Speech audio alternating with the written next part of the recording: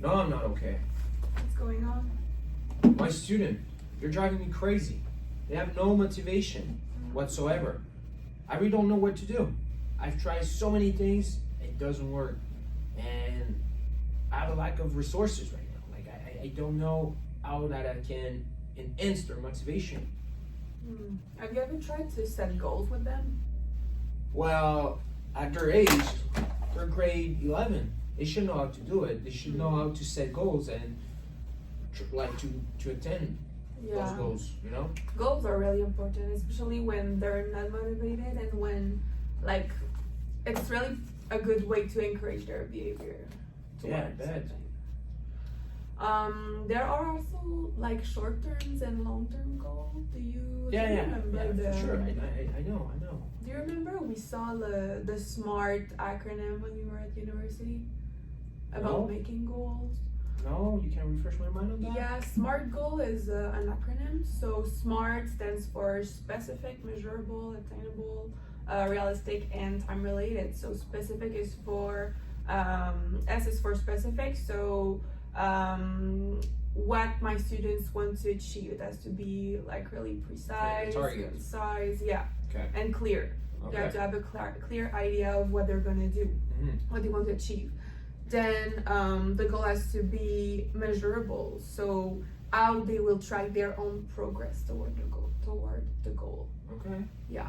And then attainable, achievable, so what resources they're gonna use to achieve the goal. Okay, so what tools we have in class that I can give them so they can reach that goal. Okay, yeah. Then realistic, so is the goal a priority to them?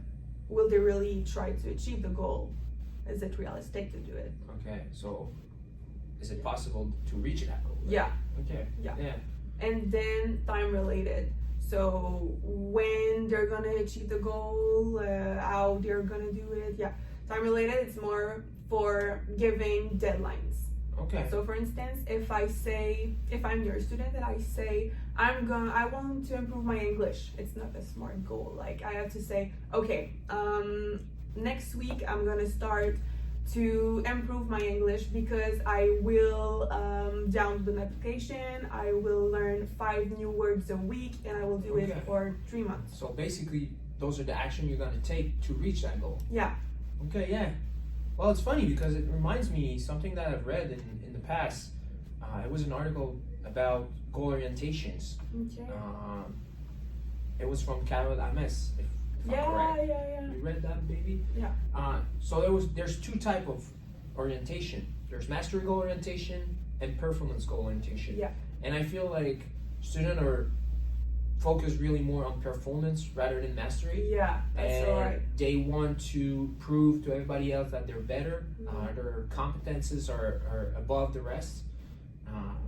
But actually, I'm more a mastery goal person. So I'm really looking to self improvement, learning, and really understanding the content I'm seeing. It's really important. But those guys, it's not what they're doing right now.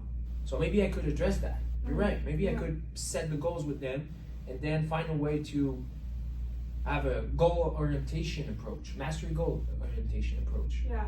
And that will help a lot. I'm sure it's gonna increase their self-motivation too. Yeah, for sure.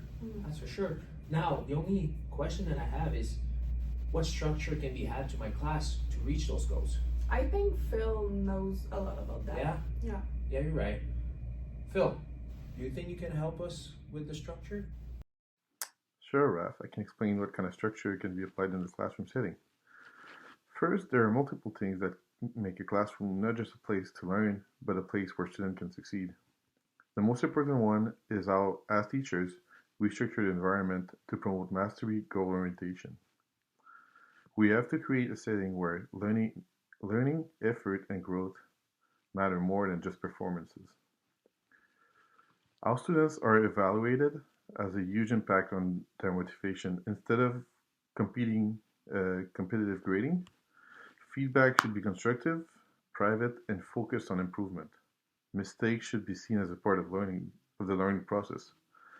Teachers can encourage growth by rewarding effort, strategy, and perseverance, rather than just the correct answer. A mastery-oriented classroom also gives students a choice, allowing the students to take ownership in their learning, whether it is by selecting topic, setting their learning goals, or choosing how to demonstrate their understanding, will promote intrinsic motivation. When students feel that their input matters, they are more engaged and committed to their success. Teachers can create an environment where all students feel capable, motivated, and inspired by designing tasks that emphasize growth, providing meaningful feedback, and promoting autonomy. As teachers, we have to move beyond performance-based learning and cultivate classrooms that focus on mastery, curiosity, and lifelong learning, rather than just a grade for a grade.